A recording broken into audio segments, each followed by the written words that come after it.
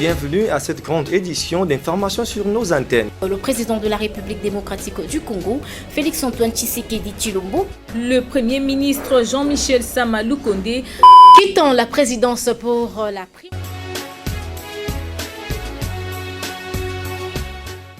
La rédaction de Yokason Télévision reste déterminée à collecter, traiter, diffuser les informations en temps réel.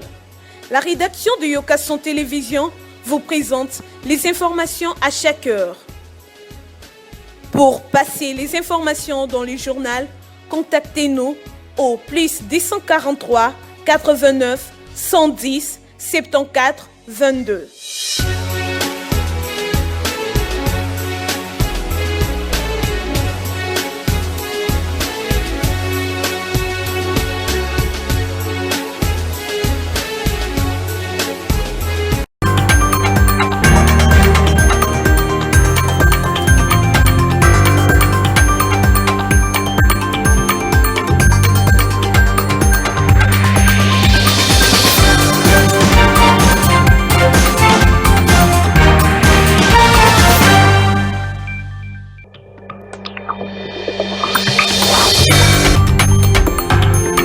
Merci de nous recevoir chez vous, fidèles téléspectateurs. Bienvenue à cette édition d'information sur les antennes de Yokason Télévision. Rendons-nous à la présidence à l'occasion du sommet à Kinshasa sur la masculinité positive. Le chef de l'État, président en exercice de l'Union africaine, Félix-Antoine Tshisekedi Tshilombo, a eu un tête-à-tête avec son homologue du Rwanda, Paul Kagame, celui du Sénégal, Macky Sall. Les amples détails, c'est dans cet élément.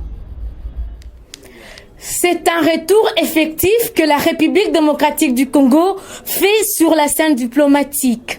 Mercredi, après avoir réuni au Palais du Peuple le dirigeant et décideur africain, dont le président zambien au DRC Africa Business Forum, Kinshasa accueille jeudi sur invitation du président Félix-Antoine Tshisekedi Tshilombo, le chef d'État, pour un sommet sur la masculinité positive. À l'occasion de cette importante rencontre intercongolaise, le cérémonial protocolaire a été déroulé au Palais de la Nation pour deux chefs d'État africains. D'abord, le Rwandais Paul Kagame, accueilli par son homologue congolais Félix-Antoine Tshisekedi Tshilombo. Les deux présidents ont pris la direction du bureau officiel du palais présidentiel pour un tête-à-tête durant près d'une heure. Ils ont passé en revue plusieurs questions d'intérêt commun, parmi lesquelles l'engagement des dirigeants africains à mettre fin aux violences faites aux femmes et aux filles, mais aussi la coopération bilatérale entre la République démocratique du Congo et le Rwanda. Nous avons eu des discussions concernant la coopération bilatérale entre nos deux pays. Nous avons parlé du développement, de la stabilité et de la paix dans la région entre nos deux pays, mais aussi les causes de cette insécurité. Et cette conférence nous a donné une bonne opportunité de renouveler notre amitié et une coopération pour améliorer les relations entre nos deux pays. Autre chef d'État reçu en tête-à-tête à l'occasion de la conférence sur la masculinité positive, ce Macky Sall, successeur de Félix-Antoine Tshisekedi Tshilombo, à la tête de la présidence tournante de l'Union africaine en 2022. Le président sénégalais a, après les honneurs militaires, longuement échangé avec son homologue congolais. En outre, les questions relatives aux stratégies pour mettre fin aux violences faites aux femmes et aux filles, les deux dirigeants ont eu une convenance de vue sur de nombreuses questions africaines. Dans ce même chapitre, Kinshasa, la capitale congolaise, a abrité pour la première fois la première conférence sur la masculinité positive. Au total, 6 chefs d'État ont rehaussé de leur présence. Étaient présents pour le compte de votre rédaction, Onur Ilunga. Sous le haut patronage du président de la République démocratique du Congo, président en exercice de l'Union africaine, Félix-Antoine Tshisekedi Tshilombo a inauguré jeudi 25 novembre 2021 la première conférence de chefs d'État et du gouvernement sur la masculinité positive. Au total, 6 chefs d'État africains ont rehaussé de leur présence, notamment Denis Sassou Nguesso du Congo-Brazzaville, Macky Sall du Sénégal, Nana Akufo du Ghana, Paul Kagame du Rwanda et Faure Gnassingbé du Togo. Dans son allocution, Félix Antoine Tshisekedi Tshilombo, président de la République démocratique du Congo, président en exercice de l'Union africaine, a exprimé de mener des réformes courageuses pour éradiquer dans nos sociétés toute forme de violence à l'égard de femmes et des filles. Prenant la parole tour à tour, le vice-président de l'Union africaine, Macky Sall, celui du Ghana, Nana Akufo, du Togo, Faure Gnassingbé, du Congo-Brazzaville, Denis Sassou Nguesso, Paul Kagame du Rwanda ont martelé sur comment mettre fin au fléau de la violence à l'égard de femmes et des filles en Afrique. Des exposés qui ont touché l'assistance.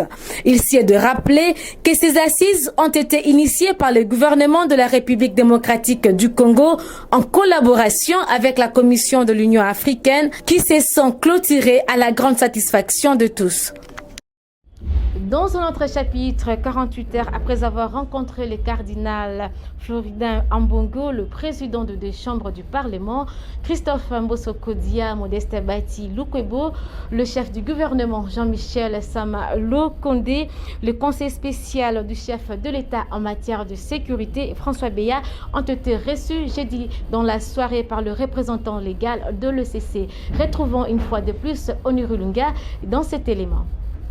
Reçu le mercredi 23 novembre 2021 par le cardinal Fridolin Ambongo, le représentant des institutions du pays, dont le président des deux chambres du Parlement, le Premier ministre et le conseiller spécial du chef de l'État ont rencontré jeudi 25 novembre le président de l'Église du Christ au Congo, ECC en sigle, André Bokundoa à la cathédrale du Centenaire. Au menu de la rencontre, il était question d'aplanir les divergences, dont celle relative à la CENI. L'Église du Christ au Congo, par son président national André Bokundoa, s'est dit honoré d'avoir reçu le représentant des institutions de la République et réitère toujours son appel au consensus comme mode de gestion de la République. Le message, comme je l'ai dit à les honorables excellences, c'est que nous, Congolais, nous devons privilégier le consensus dans nos discussions, dans tout ce que nous vivons dans les pays, pour la paix de tous. Rappelons que cette rencontre intervient 48 heures après celle avec l'Église catholique. Le vice-premier ministre en charge de l'Intérieur, Daniel Asilo, a reçu dans son cabinet de travail l'ambassadeur britannique. La question sécuritaire était au menu des échanges. Un élément signé Hortense Yamba. Le numéro 1 de la sécurité nationale, Daniel Asilo, a reçu en audience dans son cabinet de travail, ce jeudi 25 novembre 2021, l'ambassadeur britannique Emily Meltman. Les grandes questions sécuritaires ont été notamment abordées. Au sortir de l'audience, Madame Meltman a indiqué. J'ai rencontré le vice-premier ministre et ministre pour l'Intérieur pour en discuter de tous les sujets en charge de ce ministère, la situation de sécuritaire, la situation avec la décentralisation aussi. Et nous avons échangé sur les plans du gouvernement, sur la réforme de la police et bien sûr les plans d'améliorer la décentralisation dans le pays pour mettre le gouvernant dans les provinces au niveau du territoire beaucoup plus proche à ceux qui sont gouvernés et de contribuer à la redevabilité de tous les fonctionnaires et les administrateurs. Nous sommes très impliqués déjà avec notre appui à la MONUSCO et nous sommes actifs dans la discussion de la situation de l'état de siège à l'est du pays et bien sûr le PDDRCS pour voir comment on appuie les ambitions de mettre fin aux groupes armés à l'est du pays. Alors nous avons discuté la situation actuelle et où sont les volets. On peut examiner un peu plus en détail à l'avenir et il y a la discussion qui va continuer. Ici est de noter qu'il est prévu la poursuite des discussions autour de ces questions. La République démocratique du Congo fait face à plusieurs défis sécuritaires. Des efforts importants sont engagés dans l'instauration de l'état de siège dans les provinces du Nord Kivu et de l'Ituri. La Grande-Bretagne souhaite donc accompagner la République démocratique du Congo dans sa quête du retour à la paix. Parlons éducation dans cette session d'information. Le gouvernement congolais et l'Église catholique désormais main dans la main pour le redressement du secteur éducatif congolais. À ce sujet, les patrons de l'EPST, Tony Mwaba Kazadi, s'est entretenu avec les comités permanents des évêques. Des échanges qui s'avèrent très fructueux. Les amples détails, c'est avec Michaela Bilonda. Dans le souci de canaliser les malentendus entre le gouvernement et l'Église catholique, le ministre de l'enseignement primaire, secondaire et technique, Tony Mwaba Kazadi, a échangé avec le comité permanent des évêques de la Sanko, une rencontre qui a donné du sourire de part et d'autre. En effet, les deux parties ont harmonisé les vues en prenant l'engagement de travailler main dans la main en vue de redresser le système éducatif congolais qui est presque à genoux. Ainsi, le warrior Tony Mwaba Kazadi éclaircit tous ces axes inconnus. Bon, mon ministère, par ma modeste personne, a profité de la réunion du comité permanent des évêques de la Senko pour profiter justement de ces cadres, essayer de faire un peu les points avec les évêques au nom de l'Église catholique, qui est un des partenaires privilégiés de notre sous-secteur de l'EPST au travers son réseau des écoles, essayer de planifier, de clarifier un certain nombre de points qui, faute de dialogue et à la faveur des médias de la haine et de nouvelles qui sont relayées dans les réseaux sociaux, qui ont fait circuler des informations. Par moment, on ne sait pas si c'est vrai ou fausse, mais il était l'occasion de venir profiter de leur tribune pour éclaircir beaucoup d'autres points qui étaient jusque-là inconnus de l'Église, mais aussi planifier certaines questions qui nous préoccupent ensemble dans le cadre de la consolidation de la gratuité de l'enseignement et dissiper aussi tout malentendu, parce qu'on a l'impression qu'il y a un problème entre le pouvoir et l'Église catholique, et surtout à l'occasion des grèves que nous avons connues dans les écoles conventionnées catholiques. Lorsqu'un enseignant de ces réseaux-là manifeste ou exige un droit quelconque, on a l'impression que c'est toute l'Église qui est mise en cause. Donc voilà, on a passé un moment d'échange fructueux qui nous a permis d'éclaircir sur beaucoup de points et de dissiper tout malentendu. Dans tous les cas, je suis satisfait parce que j'avais besoin d'un cadre pareil pour essayer d'échanger avec les évêques, qu'ils comprennent quelle est la vision du gouvernement et quelle est la direction que le ministère a pris dans le cadre de ces sous-secteurs, et en tant que partenaire, ils ont le droit de le savoir, j'ai l'obligation de le faire savoir, et je suis content parce que ma cause a été entendue, la vision a été claire, et j'ai reçu également certaines recommandations de manière à ce que nous puissions, dans le cadre de ces partenariats, nous engager dans une très bonne direction pour la réussite totale, la pérennisation, la consolidation de la gratuité, et surtout également pour l'amélioration de la qualité de l'enseignement. Il s'y est de rappeler que, après la rationalisation de l'accord de Bibois qui sont tout, le ministre Tony Mwaba Kazadi est attendu le mercredi 1er décembre 2021 à 13h précises à l'Assemblée nationale pour faire un état des lieux de la gratuité de l'enseignement, et ces derniers sera accompagné de ses services compétents pour une bonne marche. Dans ce même registre, le gardien de la gratuité et les comités de l'Église catholique ont éclairé l'opinion sur la vraie compréhension dans ce secteur. Michaela Bilonda dans cet élément. Je crois que son Excellence le ministre a fait une bonne synthèse. Les évêques l'ont invité pour qu'il éclaire leur lanterne.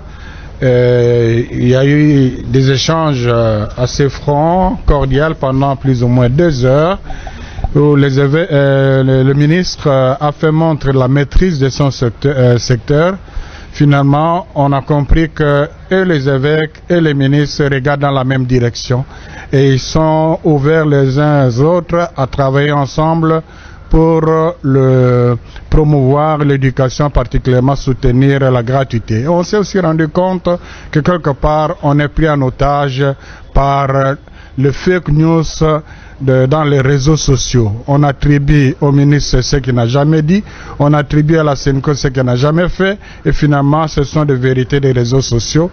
Je crois qu'aujourd'hui, tout est clair, on est main dans la main pour sauver l'éducation dans ces pays. Dans un autre chapitre, l'ambassadeur américain accrédité en République démocratique du Congo, Mike Omer, était reçu ce vendredi 26 novembre 2021 par le président de la Commission électorale nationale indépendante CENI, Denis Kadima. La question liée à la tenue des élections en 2023 était au menu des échanges. Un élément signé Mike Mutuba. Je suis venu aujourd'hui à me réunir avec le nouveau président de la CENI, précisément parce que le président de la République démocratique du Congo, Félix-Antoine Tshisekedi Tshilombo, a fait la demande de l'accompagnement et le soutien de la communauté internationale dans le processus électoral pour commencer à faire des préparations pour une bonne élection inclusive et transparente en 2023. Et de la côté des États-Unis, je voudrais venir parler avec le nouveau président Kadima pour entendre mieux quels sont les besoins techniques, les questions de soutien que les États-Unis peuvent apporter pour assurer que l'élection en 2023 sera mieux que l'élection en 2018. Et les partenariats entre les États-Unis et la RDC, c'est aussi pour faire avancer et renforcer la démocratie congolaise. Et c'est ça la raison de ma visite aujourd'hui. Quittons Kinshasa, la capitale congolaise, pour l'est de la République démocratique du Congo, en Ituri, état de siège. L'armée congolaise a libéré 54 otages entre les mains des ADF sur l'axe Luna et Somboko. Motif de remerciement pour les libérer. Un élément, une fois de plus, signé par Mike Mutuba. Les forces armées de la République démocratique du Congo continuent la traque des ennemis dans la province de l'Ituri dans le cadre d'état de siège décrété par le chef de l'État. Elles ont réussi à libérer plus de 54 otages du main des ADF lors des patrouilles des combats dans le village Lonzodé dans le territoire du Roumou. Parmi les otages libérés figurent 17 femmes, 16 hommes et les enfants. Un sujet de satisfaction pour les libérer. Beti masasi nga na zwi masasi na maboko beti masasi na bapine bisekwe baye bapasoli paraprise ale babandi komisa bapasager nyonso kotia bango singa boa tomoni bakonzi bayambi biso malamu biso biloko akolia toka tozwi sécurité penza nano toza bien. De son côté, le porte-parole de l'armée en Ituri a saisi l'occasion pour rappeler à la population de continuer à faire confiance à son armée. Nous encourageons les éléments de forces armées de fouiller pas à pas cette forêt pour récupérer d'autres compatriotes qui peuvent être encore dans le filet de la mort de ces bandits, mais aussi de tout faire pour neutraliser ces hors-la-loi. Nous demandons encore une fois à la population, au nom du gouverneur militaire et commandant des opérations, de continuer à collaborer avec les forces armées, de fournir les informations fiables pour détruire cet ennemi qui endeuille la population. Notons que c'est depuis plus de 3 semaines qu'il y a un calme dans cette région grâce aux efforts consentis par le gouverneur militaire de l'Ituri, le lieutenant-général Johnny Luboya Kachama. Revenons à Kinshasa, la capitale congolaise. La société civile congolaise exige 2 poursuites judiciaires à l'endroit de l'ancien président Joseph Kabila Kabange. À ce sujet, une déclaration a été faite par Christophe Ngoy, coordonnateur de la société civile, était présent pour le compte de Yokason Télévision au Bet Luaba. Au cours d'un point de presse tenu ce vendredi 26 novembre 2021, la société civile congolaise, à travers son coordonnateur national, Christopher Ngoy Mutamba, a exigé les poursuites judiciaires aux personnes citées dans le détournement des fonds publics de l'État congolais. Nous héritons de ces fêtes à ce jour grâce à l'alternance d'un pays exsangue, saigné à blanc par divers individus nationaux et étrangers, au visage voilé. Aussi longtemps que soit la durée de la nuit, le jour finit toujours par s'élever, et la vérité reste têtue. Le détournement étant un crime intellectuel, parce que le prévenu s'arrange pour ne pas apparaître et met en place un dispositif matériel pour nettoyer les preuves. Nous exigeons que M. Joseph Kabila, expressément cité dans les conclusions de ces enquêtes, ainsi que ses complices, soient tous déférés devant la justice pour les actes commis contre le peuple congolais.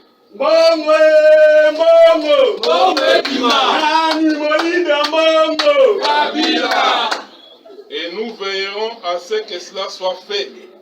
Sinon, le peuple aidera les instances judiciaires à le faire, car c'est un acte de haute trahison. Christopher Ngoyi Mutamba ne cesse jamais de déplorer les mégestions du régime passé dont le Congo était pris en otage par la famille de Joseph Kabila. La société civile de la République démocratique du Congo et le Front des nationalistes engagés appellent le peuple congolais à demeurer vigilant face aux déclarations et agitations diverses observées au sein de certaines familles politiques et autres forces vives qui non seulement induisent des fortes pesanteurs dans l'émergence tant souhaitée de notre pays, mais bien plus sèment désordre et confusion au sein de notre population. Signalons que le patron de la société civile congolaise monte en puissance pour faire appel à tous les Congolais de s'engager dans cette affaire pour le bien-être du pays. Poursuivons cette session d'information. Difficile de ne pas parler d'élu. Il s'agit bien là du PDG de Yokason Télévision, Delphin Katende Tumba, qui était reçu par le patron du restaurant Belle Congolaise. Les amples détails, c'est dans cet élément. En séjour en Angleterre, dans un pays étranger, mais sans être lui-même étranger, car se retrouver être entouré des Congolais lui donne l'impression d'être en RDC. Delphin Katende Tumba, le numéro 1 de Yokason Télévision, a été cette fois-ci accueilli par le patron du restaurant Belle Congolaise à Londres, Dajino De Souza, et son manager Magloire Kalende, autour d'un repas. Satisfait de cet accueil, le numéro 1 de tous les parlementaires debout à travers le monde n'a pas échappé à la presse pour évoquer notamment les questions d'actualité de la RDC. Vraiment, des Congolais de père et de mère, avec l'initiative de Koyamba Yokason, vraiment, na espace belle congolaise. Il fallait Yokason na Yambayo, puisque nous savons que nous avons Mboka, nous avons se payer biso, il fallait to Yambayo. Donc l'invitation il y a Congolais parce que tolier to tondi, tolinga to les kabongote. Il y a on a ici ba Congolais nyos bazana kati ya Grande-Bretagne. Ah ouais, c'est là combattant. Quelle personne est bouille. Il y a d'abord toi Tolega Fatime Beto. Ah ouais, c'est là combattant. Donc combattre ici kaoyo chaque week-end ah ouais ça les inondé. Donc en tout cas bato boinde tout ça na moni ici kaoyo ezalo kola sika ba mindele ba bongisi. Mais Congolais de père et de mère bongisa le bikete Yokason na boyamba bino boyeto tolier masange melami bawo balinga komela donc alobi mutu na buna yi voilà ba toujours cette initiative ba Congolais place moko propre place ya ba mine ça na ebisibino ke ezali sika ba ndeko oyo balinga ka peut-être Congo o balinga ka ba Congolais olingi Thompson ezali olingi mbisi ezali donc nyonso Fatime donc ah on a eu si bande de nyonso o balinga koleka puisque ce qui Yokason alingi ne sika wana yeba ezali sika wana bangwa mingi donc na sepeli esengweza mingi mais na koki koleka te sans que na beta politique puisque na beta mokepo boyoka déjà que maluvanga to denga maluvanga akeye kolakisa déjà identité na na Israël comment yokuyi kosala vidéo C'est par là que ça m'a dit qu'on soutenir Malou Wanga. Oh, Azali Congolais de père et de mère, mais à l'autre anglais. Anglais, il y a pas de massa, couya. Il y a pas de taximen. Il y a pas de taximen. Il y a Zambi. Donc, à lobby, que le chef de l'État a écarté le processus électoral. Mais le chef de l'État Azali, le président a sénité, Fati Azali, sénité. Comment il y a aucun écarté? Notons que Delphin Katende Ntumba est en Angleterre dans le cadre de la sensibilisation de la diaspora à soutenir la vision du chef de l'État. Et en sport, pour boucler cette session d'information, la CAF renvoie les élections prévues le 28 décembre 2021 à une date ultérieure à la FECOFA, une décision qui intervient pour multiples raisons. Nous fait le point au Bed Loaba. Pas des élections à la date prévue à l'instance de la Fédération congolaise de football association, une décision prise par la Confédération africaine de football ce 25 novembre 2021 à travers une correspondance adressée à la FECOFA. Des élections qui devraient avoir lieu ce 28 décembre 2021 pour voter de nouveaux dirigeants en image de redorer le football congolais. Mais hélas, cette affaire n'aura pas lieu à la date préférée. Rappelons que seule la CAF qui est mieux placée pour fixer la date des élections, mais quant aux Congolais, cette affaire reste imprévue. Et c'est sur cette note sportive que nous bouclons cette session d'information. Merci de l'avoir suivi. Surtout, bonne suite de nos programmes.